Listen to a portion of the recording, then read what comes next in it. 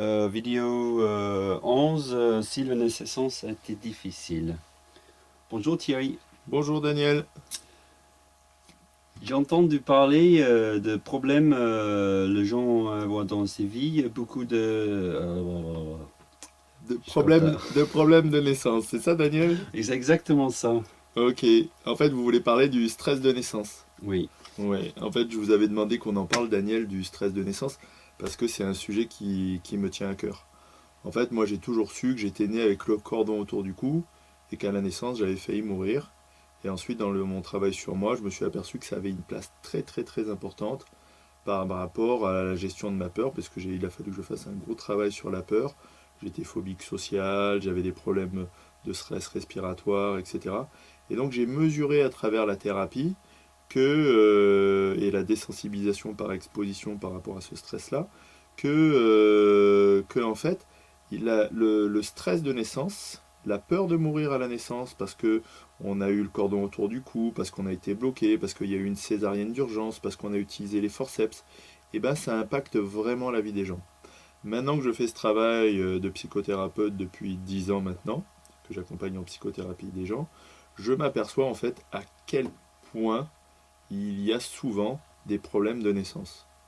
Et si j'ai voulu en parler avec vous aujourd'hui, Daniel, c'est qu'en fait j'ai fait des études, des recherches sur Internet, j'ai regardé s'il y avait des études statistiques qui ont été faites, j'ai trouvé quelques études notamment en Suisse, et on peut s'apercevoir qu'il y a à peu près, on peut estimer qu'il y a à peu près, sur la base d'une étude que j'ai vue en Suisse, une étude nationale, que vous avez à peu près 14 à 20% de la population qui a eu un problème à la naissance, c'est-à-dire césarienne d'urgence, cordon autour du cou, jaunisse, forceps, souffrance fœtale.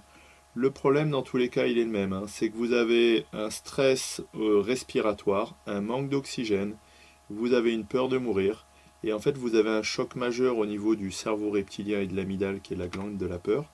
Et après, il faut savoir que ça va déclencher pas mal de troubles, genre des crises d'angoisse à l'adolescence, des paniques, etc. Et malheureusement, et c'est pour ça que je tenais à en parler avec vous aujourd'hui, malheureusement, l'hypothèse de... les gens ne travaillent pas sur cette hypothèse du stress de naissance, et c'est clairement sous-estimé. Pour ma part, j'ai travaillé sur moi-même et j'en ai vu les résultats, donc moi je n'ai plus aucun doute là-dessus. Et puis surtout, j'ai travaillé avec d'autres personnes, des clients à moi, là-dessus.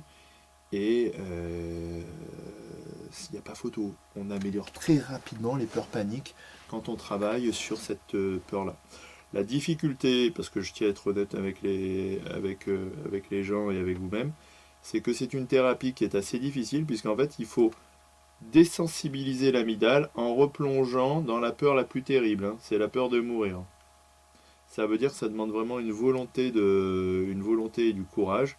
Et malheureusement, et j'en ai eu l'expérience, il y a des gens qui disent que c'est une thérapie trop dure parce que mais ils n'arrivent pas.